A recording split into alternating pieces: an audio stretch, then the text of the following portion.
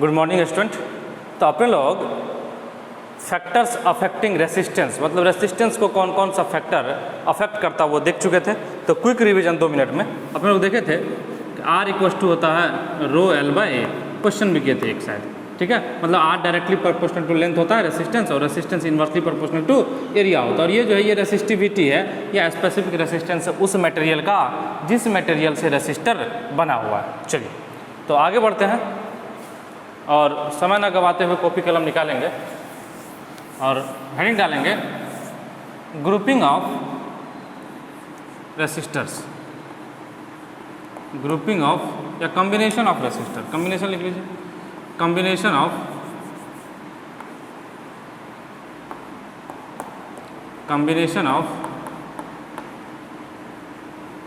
Resistors,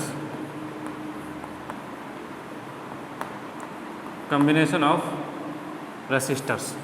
चलिए combination मतलब कई होंगे, एक से ज़्यादा होंगे, 2 होंगे, 3 होंगे, 4 होंगे, तभी तो कॉम्बिनेशन बनेगा। अच्छा अकेला का कॉम्बिनेशन कहाँ बनता है? अकेले है तो किस बात का कॉम्बिनेशन? या तो 2 होगा या 3 होगा या 4 होगा या 5 होगा या उससे ज़्यादा होगा। चलिए तो पहला आता है इसमें series combination. Series combination, series तो लिखेंगे सीरीज कॉम्बिनेशन। एक लाइन इसके बारे में लिख लेते हैं कि सीरीज कॉम्बिनेशन क्या होता है। If resistors are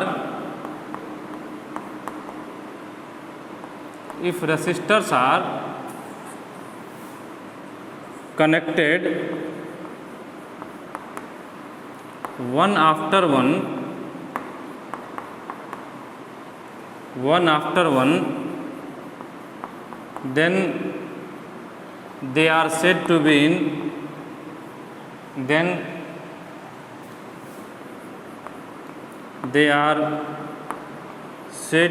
in series combination. Then they are said to be in series combination. समझिएगा इस बात को। बोला गया कि resistors, if resistors are connected one after one, मतलब यदि एक के बाद एक कनेक्टेड हो, एक के बाद एक कनेक्टेड हो, तो इस तरह के कॉम्बिनेशन को said to be in series combination. जैसे मान लीजिए ये एक रेसिस्टर है R1, ये एक रेसिस्टर है R1 और इसके बाद दूसरा रेसिस्टर है R2, उसके बाद तीसरा रेसिस्टर है R3 मान लीजिए। तो ये तीनों एक के बाद एक लगाया गया है। ध्यान से देखिए, पहले क्या है R1 है, फिर R1 जहाँ खत्म हो रहा है वहाँ R2 लगा दिया गया, फिर R2 के बाद कौन लगा दिया गया? R3 लगा दिया गया। तो ये तीनों जो है आपस में सीरीज में होगा। मतलब एक के बाद एक, वन आफ्टर वन, एक के बाद एक यदि लगा होगा तो इस तरह के कॉम्बिनेशन को सीरीज कॉम्बिनेशन कहेंगे। इस तरह के कॉम्बिनेशन को सीरीज कॉम्बिनेशन कहेंगे। चलिए, हालांकि सिर्फ इतना कह देने से काम नहीं चलेगा, अभी बहुत कुछ है इसके अंदर जानने के लिए। डिफिनीशन से कुछ नहीं क्लियर होता है, बस डिफिनीशन ऐसे था कि जानने के लिए कि अगर कभी लिखना पड़े कि सीरीज कॉम्बिनेशन क्या होता है तो एक लाइन लिखेंगे कि वन आफ्टर वन। ठीक है, डिटेल में समझते हैं। देखिएगा ध्यान से, मान लीजिए ये R1 है और यहाँ R2 है, यहाँ R2। ध्यान से समझिएगा, और बीच में एक और इस तरह से R3। तो क्या R1 और R2 आपस में सीरीज में है? क्वेश्चन ये उठता है कि क्या R1 और R2 आपस में सीरीज में है? तो बिल्कुल नहीं है, बिल्कुल ये दोनों सीरीज में नहीं है सीरीज में। समझिए क्यों? सीरीज में होने के लिए जो सबसे बड़ा क्राइटेरिया है, जो सबसे बड़ा कंडीशन है वो ये है कि जो करंट एक में घुसे, जो करंट किसी एक रेसिस्टर में घुसे, अगर ये करंट यहाँ से निकलने के बाद दूसरे के अंदर घुस रहा है तब तो वो दोनों सीरीज में होगा, और यदि ऐसा नहीं हो रहा है तो सीरीज में नहीं होगा। अब सीरीज में नहीं होगा तो किस में होगा वो बाद में देखेंगे। मतलब अगर ये R3 यहाँ नहीं होता तो मान लीजिए कि इधर से करंट अगर 10 एम्पियर इसमें घुस रहा है तो ये 10 एम्पियर यहाँ से निकलने के बाद इसके अंदर घुसता 10 एम्पियर, इस रेसिस्टर में घुसता 10 एम्पियर। मतलब R1 से निकलने के बाद यही 10 एम्पियर इसके अंदर घुसता। तो ये दोनों सीरीज में हो जाता। लेकिन अगर बीच में आपने एक तीसरा रेसिस्टेंस लगा दिया R3, तो अब क्या होगा, ये 10 एम्पियर यहाँ से तो घुसेगा, लेकिन यहाँ आने के बाद कुछ पार्ट में बढ़ जाएगा। इधर हो सकता है 7 एम्पियर चला जाए, इधर हो सकता है 3 एम्पियर चला जाए, कुछ भी हो सकता है। इधर 9 एम्पियर चला जाए, इधर 1 एम्पियर चला जाए, इधर 8 हो जाए, इधर 2 हो जाए, कुछ भी हो सकता है। तो ये दोनों R1 और R2 आपस में सीरीज में नहीं हुआ, या R1 और R3 भी आपस में सीरीज में नहीं हुआ। कहने का मतलब ये, अगर जो करंट एक में घुसेगा, इसमें से निकलने के बाद अगर वही करंट दूसरे रेसिस्टेंस में घुस रहा है, तो आप तुरंत समझ जाइए कि दोनों रेसिस्टर आपस में सीरीज में है। जैसे ऐसा हम एक फिगर बनाए, ध्यान देखिएगा, यहाँ बैटरी है, ये R1 है, ये R2 है। अब करंट यहाँ से निकलेगा, ऐसे घुसेगा। कई लोगों को लगता है कि R1 और R2 एक के ऊपर एक है, तो दोनों सर पैरेलल ही दिख रहा है, तो दोनों पैरेलल में है। ये बिल्कुल पैरेलल में नहीं है, इस बात को समझिए। अगर यहाँ से करंट I आ रहा है, तो यही करंट R1 में जाते हुए इधर से आते हुए, इस रास्ते से आते हुए यहाँ पे आएगा। कहने का मतलब जो करंट R1 के अंदर घुसेगा, यहाँ से निकलने के बाद वही करंट इस रास्ते से चल के R2 तक पहुँचेगा। तो इसका मतलब R1 और R2 आपस में कौन से कॉम्बिनेशन में हुआ, सीरीज कॉम्बिनेशन में। कौन से कॉम्बिनेशन में, सीरीज कॉम्बिनेशन। बिल्कुल ये ना समझे कि R1 और R2 आपस में पैरेलल में है, क्योंकि जो करंट एक में घुसा, R1 में घुसा, वही करंट यहाँ से निकलने के बाद R2 में पहुँच गया, तो दोनों सीरीज कॉम्बिनेशन में होगा। तो इसीलिए लिख लेंगे सीरीज कॉम्बिनेशन का जो क्राइटेरिया है, if current if same current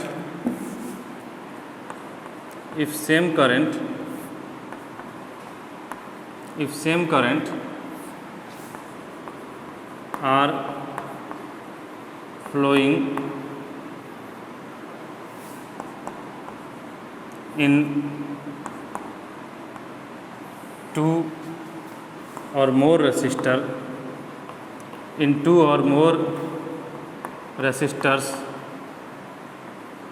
then they are in series combination. Then they are in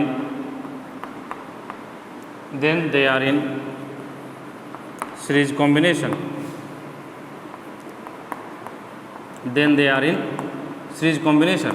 मतलब यदि सेम करंट दो या उससे अधिक रेसिस्टर से अगर गुजर रहा है, अगर पास कर रहा है, तो वो सभी आपस में सीरीज कॉम्बिनेशन में होगा। अब क्या हुआ, समझिए बात को, ये एक बार कॉन्सेप्ट बताएं।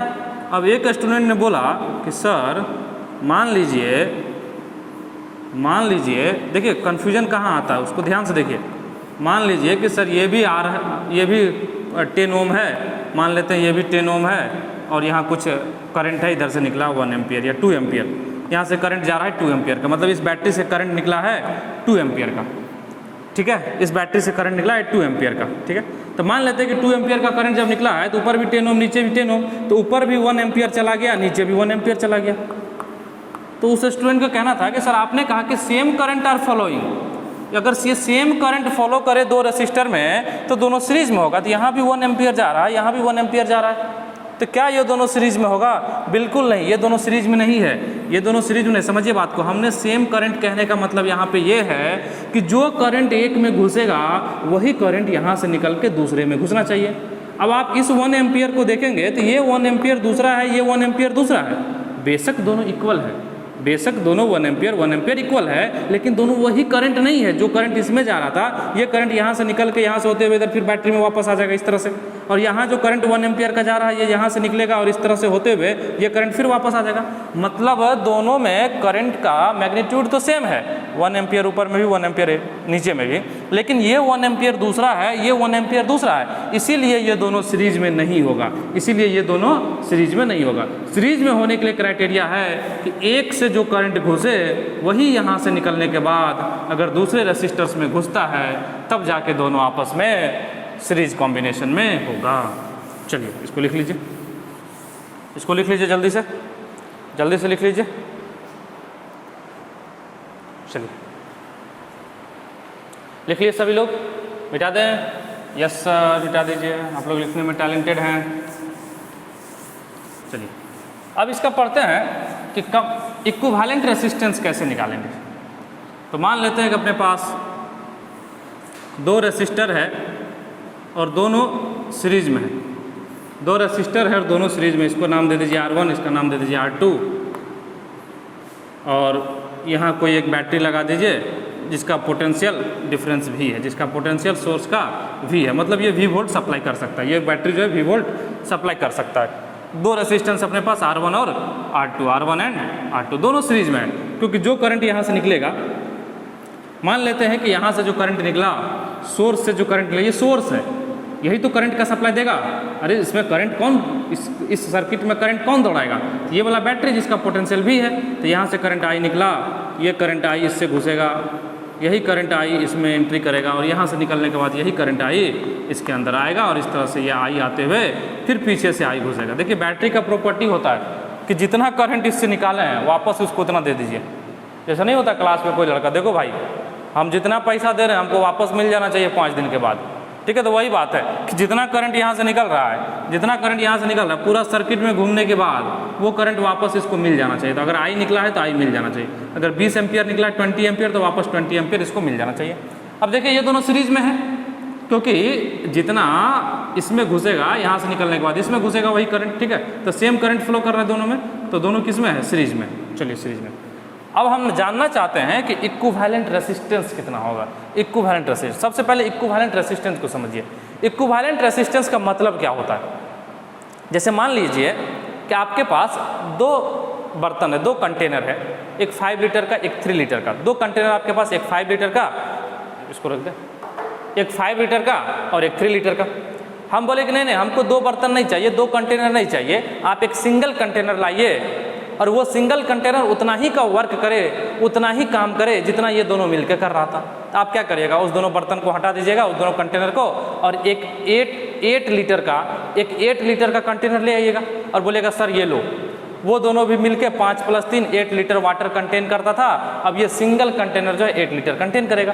तो कहने का मतलब इक्विवेलेंट रेसिस्टेंस का भी मतलब यही हुआ कि ये दोनों मिलके जो काम कर रहा है, ये दोनों मिलके जो इस सर्किट के अंदर काम कर रहा है, ये दोनों मिलके जो इस सर्किट के अंदर काम कर रहा है, इस दोनों को यहाँ से उखाड़िए, इसको ले जाके मार्केट में बेच दीजिए, इस दोनों को यहाँ से उखाड़ लीजिए और ले जाके मार्केट में बेच दीजिए, और एक सिंगल रेसिस्टेंस लाइए खरीद के, एक सिंगल रेसिस्टेंस लाइए खरीद के जो वही काम करे जो ये दोनों मिलके करता था। तो सर ये दोनों मिलके करता क्या था? बात तो ये भी, ये दोनों मिलकर करता क्या है? तो ये दोनों मिलके यहाँ से बैटरी से करंट आई को बाहर निकाल रहा है। देखिए जो करंट निकलता है ना, करंट जो निकलता है ना, वो रेसिस्टेंस पे डिपेंड करता है कि सर्किट में कितना रेसिस्टेंस लगा हुआ। देखिए ना, V = I × R था ना ओम्स लॉ से, I = क्या हो जाएगा? V/R। तो R जितना बड़ा करंट उतना छोटा, R जितना बड़ा करंट उतना छोटा, और R जितना छोटा करंट उतना बड़ा। तो करंट किस पे डिपेंड कर रहा है? रेसिस्टेंस पे डिपेंड कर रहा है कि नहीं, कि सर्किट में कितना लोड लगा हुआ, इसी को लोड कहते हैं। ये रेसिस्टेंस है क्या अपना? पंखा, TV, fridge, cooler, AC, heater, iron, यही है रेसिस्टेंस का मतलब। क्या होता है? यही जो घूम रहा है, पंखा, बिजली, जो ट्यूब जल रहा है, बल्ब जल रहा है, यही सब रेसिस्टेंस है। रेसिस्टेंस का मतलब लोड होता है कि बाहरी लोड कितना दिए हुए हैं आप, ठीक है। तो जितना ज़्यादा लोड बढ़ेगा करंट उतना कम होगा ना।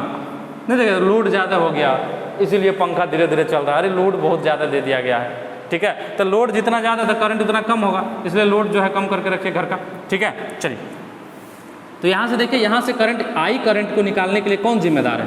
R1 या R2? दोनों। आई करंट को सोर्स निकालने के लिए कौन जिम्मेदार है? दोनों जिम्मेदार है। दोनों मिलकर पोटेंशियल कितना खा रहा है? V खा रहा है। कितना पोटेंशियल खा रहा है? V पोटेंशियल खा रहा है। बोलिएगा कैसे सर? देखिए इस पॉइंट को देखिए, इस पॉइंट का नाम दे दीजिए A, इस पॉइंट का नाम दे दीजिए B। ध्यान से देखिए, पॉइंट A जो है किससे कनेक्टेड है? बैटरी के पॉजिटिव टर्मिनल से। पॉइंट B किससे कनेक्टेड है? बैटरी के नेगेटिव टर्मिनल से। पॉइंट A बैटरी के पॉजिटिव टर्मिनल से, पॉइंट B बैटरी के नेगेटिव टर्मिनल से, ठीक है। तो इसका मतलब इसके पॉजिटिव और नेगेटिव के बीच का पोटेंशियल गैप कितना है? V है। अरे इस बैटरी के पॉजिटिव और नेगेटिव टर्मिनल का पोटेंशियल डिफरेंस कितना है? V है पोटेंशियल डिफरेंस। अच्छा इसके पॉजिटिव से A कनेक्टेड है, इसके नेगेटिव से B पॉइंट कनेक्टेड है, तो A और B के बीच का भी क्या होगा? Potential gap. A और B के बीच का भी पोटेंशियल गैप क्या होगा? V के बराबर होगा। मतलब VA - VB भी किसके बराबर होगा? V के बराबर होगा, इसमें कोई डाउट नहीं है। VA - VB भी किसके बराबर होगा? V के बराबर होगा।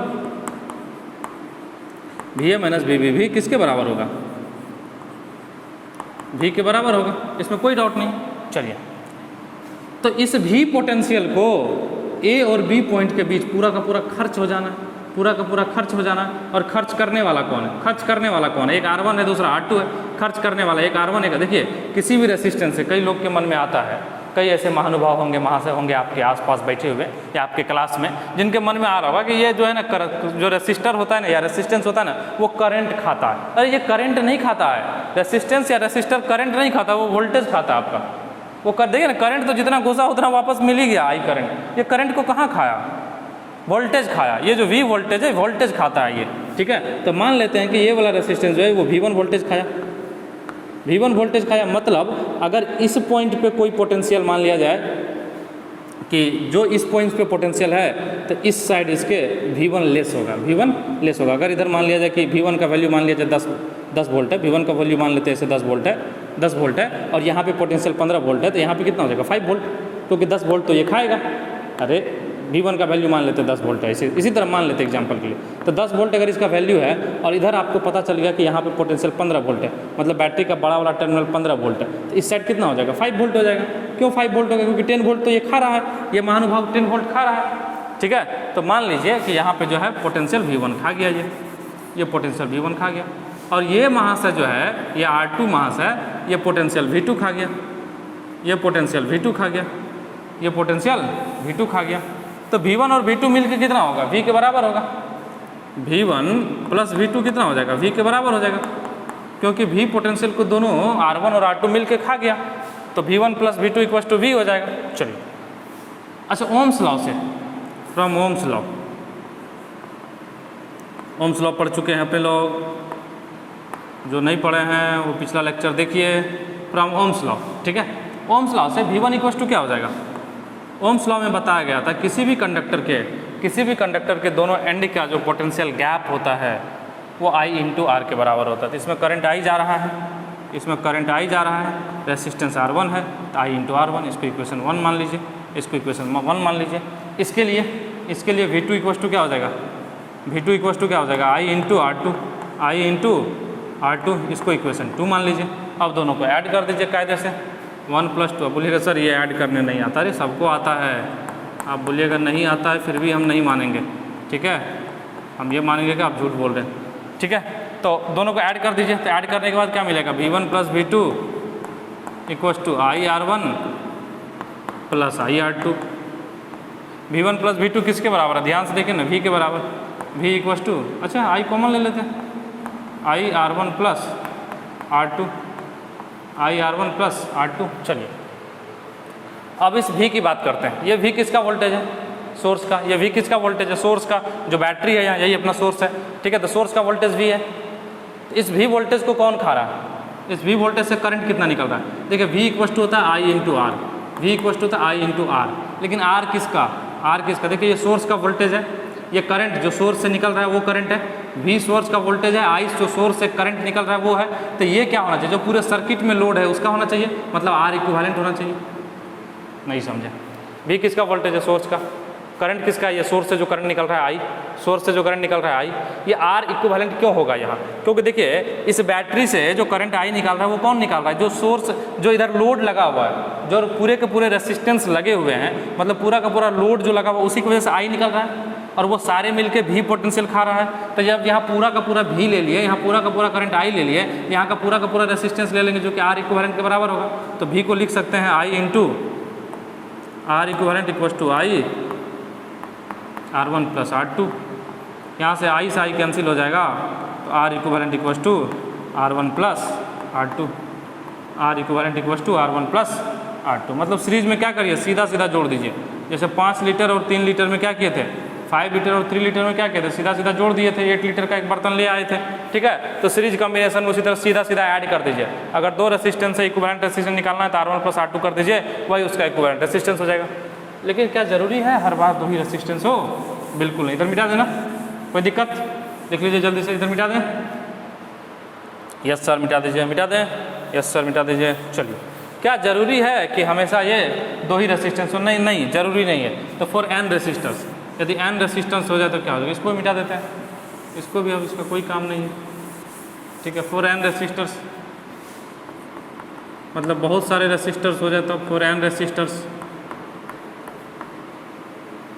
तो n रेसिस्टर्स हो जाएगा तो R इक्विवेलेंट क्या हो जाएगा, सारे को ऐड कर दीजिए, अलजेब्रिक समेशन मतलब सीधा सीधा ऐड कर दीजिए, कोई टेंशन लेने वाली बात नहीं है, सीधा सीधा ऐड कर दीजिए, क्या दिक्कत है, देखिए ना सीधा सीधा ऐड कर दिया। n रेसिस्टेंस है मतलब मेरे पास बहुत सारे रेसिस्टेंस, n कुछ भी हो सकता है, 1 2 3 4 5, तो R1 plus R2 plus R3 plus Rn, ठीक है, इसको ऐड कर देंगे। चलिए ये सभी रेसिस्टेंस में हो बाकायदा। अब देखते हैं इसमें क्या होता है ना, जो R इक्विवेलेंट होता है ना सीरीज कॉम्बिनेशन में, वो ग्रेटर देन मैक्सिमम ऑफ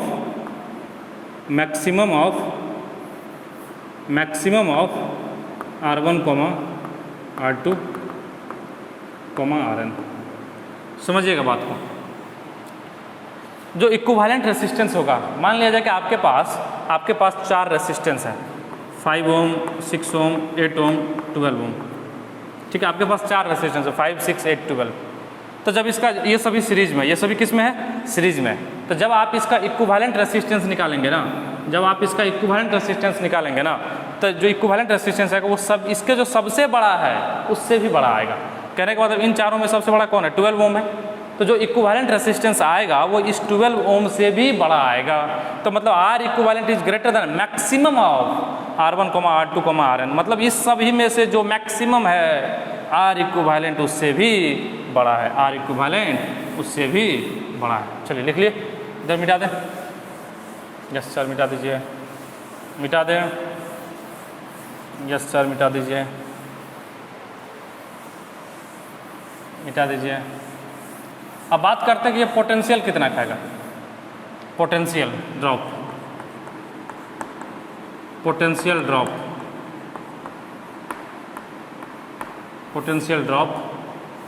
ठीक है। अभी सब कुछ सीरीज कॉम्बिनेशन का चल रहा है, ये R1 ये R2, करंट तो दोनों में सेम होगा, इसमें तो कोई डाउट नहीं है, करंट तो दोनों में सेम होगा, इसमें कोई डाउट नहीं है, बिल्कुल नहीं डाउट है। ये पोटेंशियल V1 खा गया और ये पोटेंशियल वहाँ से जो है V2 खा गया, ये V2 खा गया, करंट तो दोनों में आई है, करंट जो है वो दोनों में आई आएगा, ठीक है। चलिए तो ये पोटेंशियल ड्रॉप देखना है, रेसिस्टेंस R1 के अक्रॉस R1 कितना हो जाएगा, V1 equals to I into R1, V1 equals to क्या हो जाएगा, I इंटू R1। I क्या होता है, I क्या होता है V by R equivalent, I यही तो हो जाएगा V बाई R इक्विवेलेंट। अरे देखिए तो V इक्वल्स टू क्या हो जाएगा, I इंटू R इक्विवेलेंट हो जाएगा कि नहीं, आप ही बताइए ना। टोटल सोर्स का वोल्टेज क्या है, V है, सोर्स का वोल्टेज क्या है, V है, करंट कितना निकल रहा है, I निकल रहा है, करंट कितना निकल रहा है, I निकल रहा है, तो V इक्वल्स टू क्या हो जाएगा, I R इक्विवेलेंट। तो I इक्वल्स टू क्या हो जाएगा, V बाई R इक्विवेलेंट, तो V1 इक्वल्स टू क्या हो जाएगा, अच्छा R इक्विवेलेंट क्या हो जाएगा, R1 plus R2, R equivalent क्या हो जाएगा, R1 प्लस R2, तो V1 इक्वल्स टू क्या हो जाएगा, V1 इक्वल्स टू क्या हो जाएगा, देखिए R इक्विवेलेंट की जगह R1 प्लस R2, तो ये हो जाएगा R1 divided by R1 plus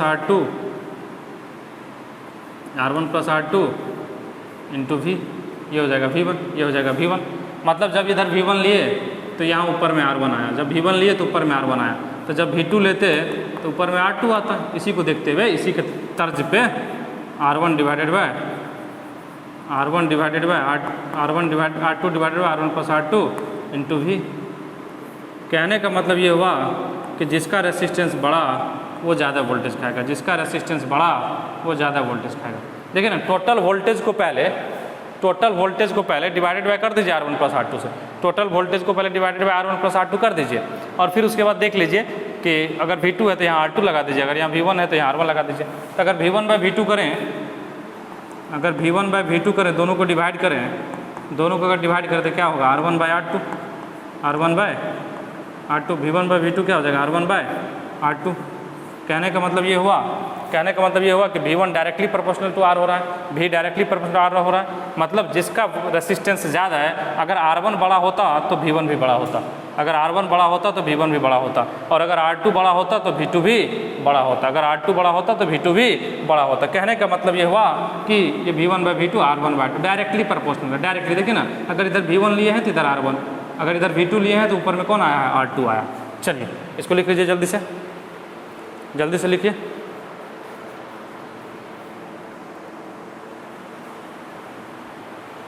जल्दी से लिखिए, लिख लिए? यस सर लिख लिए। लिख लिए? मिटा दें? Yes sir. करंट तो दोनों में सेम होगा आई, अगर R1 और R2 सीरीज में है तो दोनों में करंट सेम होगा, इसलिए करंट का कोई I1 I2 का लफड़ा है नहीं, सिर्फ पोटेंशियल अलग अलग खाएगा। चलिए अगला लिख लीजिए parallel combination.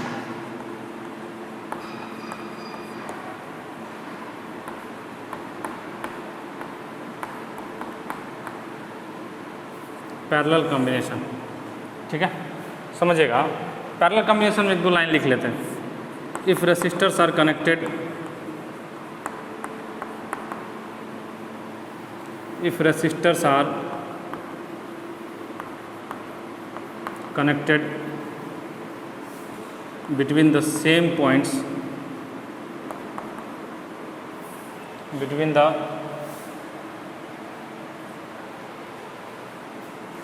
same points, same points, same points, bracket में लिख लीजिए सेम पोटेंशियल, गड़बड़ कर देगा, same points, then they are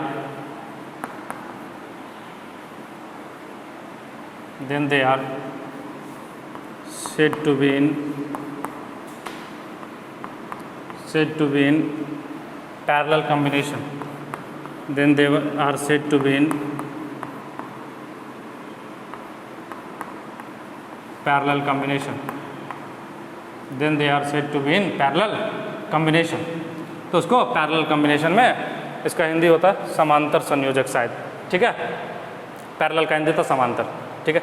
चलिए तो पैरेलल कॉम्बिनेशन में वो आएगा, समझते हैं इसको। लिखने से तो कुछ होता नहीं, इंग्लिश में बहुत अच्छा लगा सर, 2-3 लाइन लिख ली, अरे बहुत अच्छा लगा, लेकिन ये अच्छा क्वेश्चन में इसका एप्लीकेशन होना चाहिए, समझिएगा ध्यान से। बोला गया कि if resistors are connected between the same points, समझना इस बात को है, ये सेम पॉइंट्स कहने का क्या मतलब है।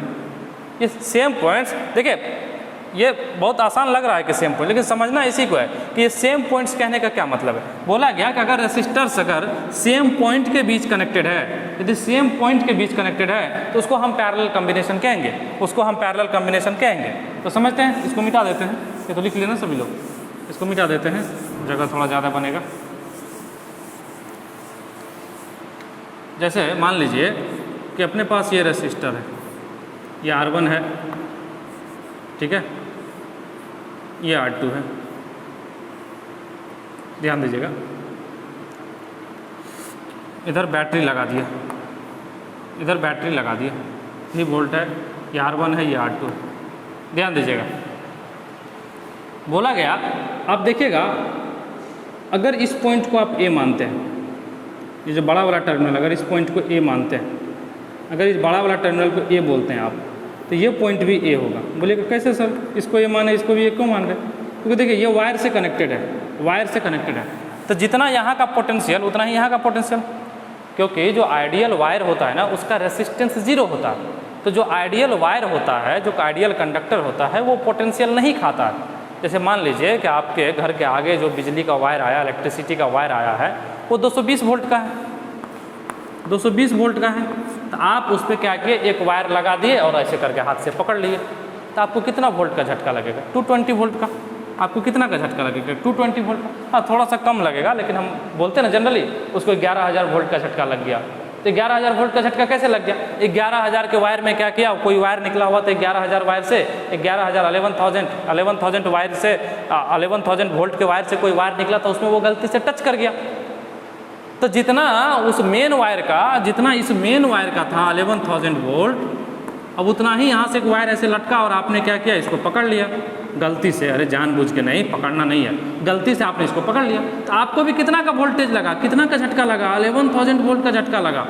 हालांकि आप बताने के लिए रहेंगे कि नहीं, वो बात अलग है, ठीक है, लेकिन आपको कितना का झटका लगा? 11,000 वोल्ट का। मतलब जितना पोटेंशियल यहाँ का था वही पोटेंशियल यहाँ का आपके शरीर के अंदर गया। समझ रहे बात को? तो इसीलिए आइडियल वायर देखिए थोड़ा सा कम होगा, हम ये नहीं कह रहे 100% या 11,000 वोल्ट ही होगा, थोड़ा सा कम होगा, ठीक है, लेकिन थोड़ा सा 1-2-4 वोल्ट कम होगा, ठीक है। लेकिन हम मान के चलते हैं कि आइडियल कंडक्टर जो होता है, जो आइडियल वायर होता है, उसके लिए बीच में कोई पोटेंशियल का ड्रॉप नहीं होता।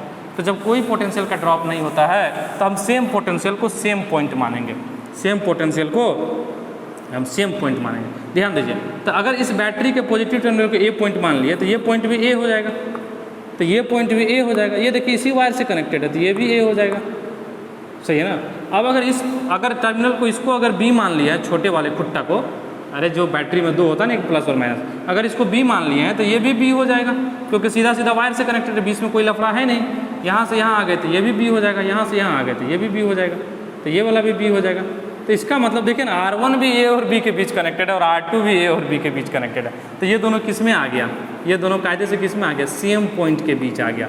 तो सेम पॉइंट के बीच आ गया तो दोनों किस में हो गया, पैरेलल में। R1 और R2 किस में हो गया, पैरेलल में। R1 और R2 किस में हो गया, पैरेलल में।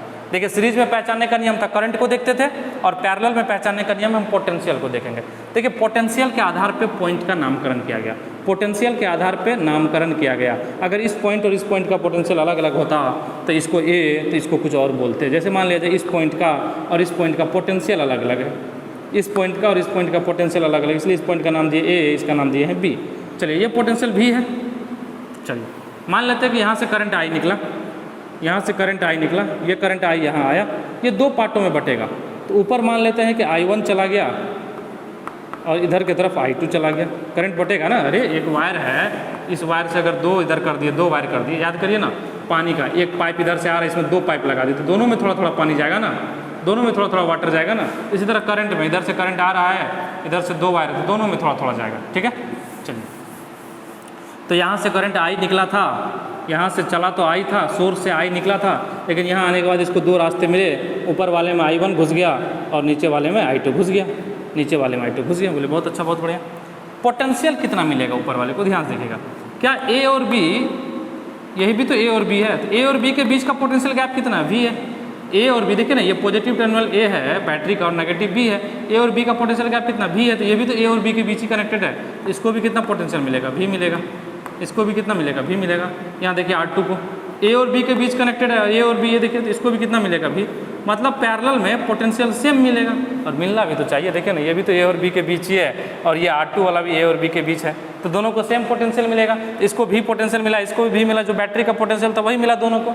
कई लोग के मन में डाउट आ रहा होगा, सर ऐसा कैसे हो जाता। देखिए आपके घर में बैटरी है 12 वोल्ट का, ये प्लस टर्मिनल है, ये माइनस टर्मिनल है 12 वोल्ट। अब इससे जितने भी बल्ब कनेक्ट करेंगे ना आप, इससे एक बल्ब कनेक्ट कर दिए, दूसरा बल्ब कनेक्ट कर दिए, तीसरा इधर से कर दिए, ठीक है, एक पंखा जोड़ दिए, तो आप अगर सभी को इस तरह से कनेक्ट करें तो सभी को 12 वोल्ट ही मिलेगा, सभी को, इस बल्ब को, इस बल्ब को, इस बल्ब को, सभी को 12 वोल्ट मिलेगा पैरेलल में। क्यों मिलेगा, क्योंकि पैरेलल में, ठीक है।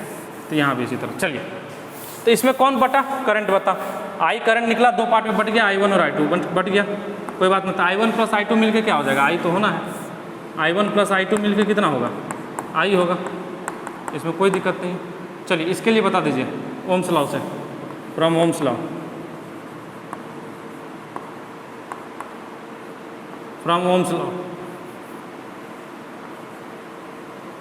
फ्रॉम ओम्स लॉ क्या हो जाएगा, V equals to I1 R1, I1 equals to क्या हो जाएगा, V बाई R1। इसको इक्वेशन 1 बोल, इसको इक्वेशन 1 बोल लीजिए।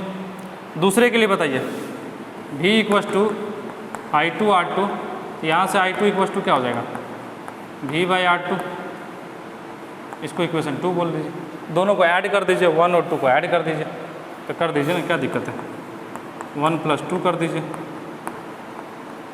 तो 1 प्लस 2 जैसे करेंगे तो हो जाएगा इधर I1 plus I2 equals to V by R1 plus V by R2, V by R1 plus V by R2। देखिए दोनों को ऐड कर दिए, तो लेफ्ट हैंड साइड में I1 है, इधर I2 है, तो I1 plus I2, right hand side में यहाँ V बाई R1 है, यहाँ V बाई R2, तो V by R1 plus V by R2। बहुत अच्छा, बहुत बढ़िया।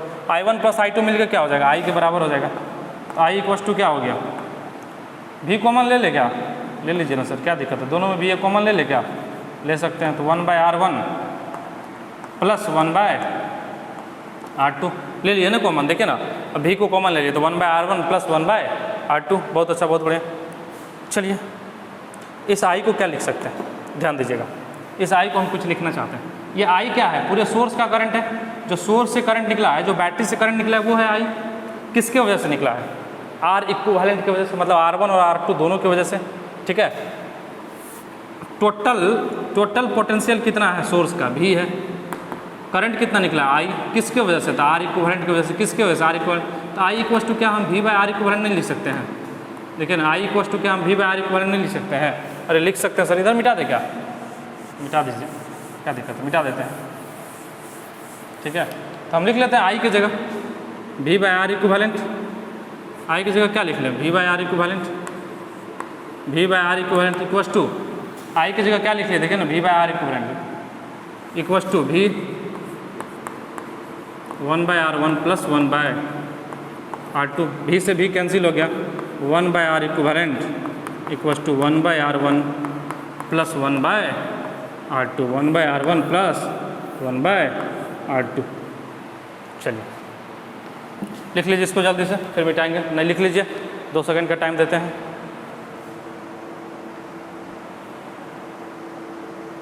लिख लीजिए इसको जल्दी से, लिख लिए, लिख लिए, यस सर।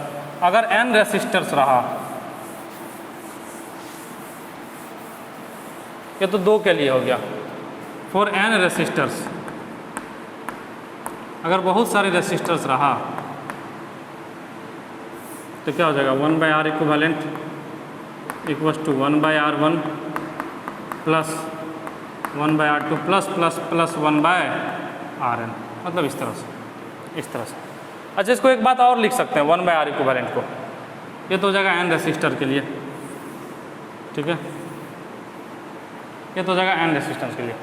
इसको देखिए, इसको अगर एलसीएम ले लेंगे, ध्यान से देखिएगा, 1 by R equivalent equals to क्या हो जाएगा, इसको एलसीएम लीजिए तो ये क्या हो जाएगा, R1 इंटू R2, ऊपर में क्या हो जाएगा R2 प्लस R1, अरे ये सबको आता है, ठीक है। अब इसको पलटी मार दीजिए, तो पलटी मार देंगे तो आर इक्विवेलेंट ऊपर जाएगा, तो इसको ये भी लिख सकते हैं ना, आर इक्विवेलेंट को 2 के लिए R equivalent equals to R1 into R2 divided by R1 plus R2, इसको ये भी लिख सकते हैं 2 के लिए, R equivalent equals to R1 into R2 divided by R1 plus R2, R equivalent equals to R1 plus R2 divided by R1, देखिए ना, ये पलटी मार देगा, ये ऊपर चला जाएगा, ये पलटी मार के ये भी ऊपर चला जाएगा, तो R1 प्लस R2 नीचे आ गया ना, ये R2 प्लस R1, इसको उल्टा के भी लिख सकते हैं, तो R1 प्लस R2, ठीक है।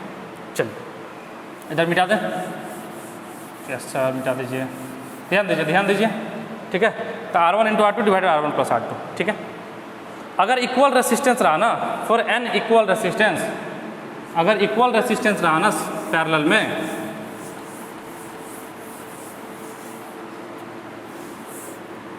For n equal resistance, n equal resistors in parallel, अगर पैरेलल में n इक्वल रेसिस्टर रहा ना, अगर पैरेलल में n इक्वल रेसिस्टेंस रहा ना, तो सीधा सीधा R इक्विवेलेंट इक्वल्स टू जो है ना, आप R/2 बोल दीजिए, R इक्विवेलेंट, जैसे मान लिया जाइए ये भी R है, इसके नीचे भी R है, और दोनों पैरेलल में, दोनों किस में है, पैरेलल में, तो सीधा सीधा इसका क्या लिख दीजिएगा, R/2, 2 है तो n की जगह 2 आ जाएगा, अगर n है तो n R/n, अगर n है तो R/n, अगर 2 है तो R/2, अगर ये 3 होता, अगर ये 3 होता तो सीधा सीधा क्या लिख देते आप, ये तीनों का, अगर तीनों R इक्वल है और तीनों पैरेलल में है, तो सीधा सीधा क्या हो जाता, R/3, सीधा सीधा क्या हो जाता R, अगर n रेसिस्टर्स है तो R/n, R/n। चलिए जो R इक्विवेलेंट इसका होता है ना, वो छोटा होता है, किससे, minimum of R1, R2, Rn। मान लिया जाए कि आपके पास 4 रेसिस्टेंस है, जो पहले था 5, 6, 8, 12, और चारों आपस में पैरेलल में है, ये चारों जो दिख रहे हैं आपस में पैरेलल में है, ये चारों जो दिख रहे हैं मान लीजिए आपस में पैरेलल में है, तो ये चारों जो आपस में पैरेलल में है, तो इसमें से जो इसका R इक्विवेलेंट आ जाएगा, जो R इक्विवेलेंट आएगा, जो इसमें से सबसे छोटा है 5, इससे भी छोटा होगा, नहीं समझे। सीरीज में क्या था कि जो इस चारों में से बड़ा है उससे भी बड़ा होगा, पैरेलल में जो इस चारों में से सबसे छोटा है उससे भी छोटा होगा, मतलब R इक्विवेलेंट जो होगा ना 5 से भी छोटा होगा, R इक्विवेलेंट जो होगा वो 5 से भी छोटा होगा, मतलब लेस देन 5, ये लेस देन का साइन है, R इक्विवेलेंट लेस देन 5, ठीक है। जिधर मुंह खुलता है वो बड़ा होता है, लेकिन बड़ा, ऐसे मुंह खोल रहा है, मतलब जिधर मुंह खुलता है वो बड़ा होता है, मतलब 5 क्या है, बड़ा है, 5 क्या है, बड़ा है, तो R इक्विवेलेंट जो है लेस देन 5 होगा, मतलब छोटे रेसिस्टेंस से भी छोटा, लेकिन R equivalent minimum of R1, R2, R3, मतलब R equivalent less than minimum of R1, R2, Rn, मतलब इन सभी में से जो सबसे छोटा है पहले तो इन सभी में से सबसे छोटा को पकड़िए और उस छोटा से भी आर इक्विवेलेंट क्या है, छोटा है। उस छोटा से भी आर इक्विवेलेंट क्या है, छोटा है। चलिए करंट देख लेते हैं, करंट का कैसे डिवीजन होगा। करंट इन पैरेलल, पैरेलल ही चल रहा है, अभी पैरेलल ही चल रहा है। करंट देख लेते हैं। अपने पास क्या था, 2 रेसिस्टर था, ऊपर R1 था, नीचे R2 था। बहुत अच्छा। नीचे एक सोर्स था जिसका पोटेंशियल V था, एक सोर्स था मतलब एक बैटरी था जिसका पोटेंशियल V था, लगा लिए। इसमें करंट I1, इसमें करंट I2, ये भी पोटेंशियल, ये भी V, इसको भी V मिला, इसको भी पोटेंशियल V मिला, क्योंकि ये दोनों इसके पैरेलल में है। तो सीधा सीधा V इक्वस टू क्या हो जाएगा, I1 R1, I1 equals to क्या हो जाएगा, V bye R1, V bye R1। चलिए V को क्या लिख सकते हैं, V को क्या लिख सकते हैं, I into R equivalent. V को क्या लिख सकते हैं, I into R equivalent. I1 equals to V को क्या लिख सकते हैं, I into R equivalent divided by R1। R equivalent क्या होता है, आर इक्विवेलेंट क्या होता है, 2 के लिए अभी बताए हैं, 2 के लिए आर इक्विवेलेंट क्या होता है, इधर लिख लेते हैं। I1 equals to I, R equivalent 2 के लिए होता है R1 into R2 divided by R1 plus R2 divided by R1 divided by R1 divided by R1। R1 से R1 कैंसिल हो जाएगा, I1 इक्वस टू हो जाएगा देखिए ना, R1 से R1 कैंसिल, R1 ने R1 को मार दिया, R2 divided by R1 plus R2 into I. कहने का मतलब ये हुआ कि जब I1 निकालना हो, पहले तो I को पूरे से डिवाइड कर लीजिए R1 प्लस R2 से। टोटल करंट जो निकला है उसको R1 प्लस R2 से डिवाइड कर लीजिए। यहाँ से टोटल करंट I निकला था, तो बोला गया कौन कौन रेसिस्टेंस है, R1 और R2, तो टोटल से डिवाइड कर लीजिए। अगर I1 निकालना हो ना तो ऊपर में R2 लेंगे, मतलब अगर इसमें करंट निकालना हो तो इसके पड़ोसी का लेंगे रेसिस्टेंस, अगर इसमें करंट निकालना तो पड़ोसी का रेसिस्टेंस लेंगे, ठीक है। तो इसी तर्ज पे अगर I2 निकालना होता तो ऊपर में कौन आ जाता, R1 आ जाता। तो R1 divided by R1 plus R2 into I, ये हो जाता, ये हो जाता। सही है, बहुत बढ़िया बहुत बढ़िया। I1 बाई I2 क्या हो जाता, I1 बाई I2। देखिए ना, I1 के ऊपर में कौन है, R2, तो हो जाएगा R2 divided by R1, R2 divided by R1। चलिए तो इसको लिख लीजिए। आज के लिए इतना ही। आप लोगों ने जीवन का कीमती समय दिया, इसके लिए बहुत बहुत धन्यवाद। फिर मिलते हैं नेक्स्ट लेक्चर में, तब तक के लिए बाय।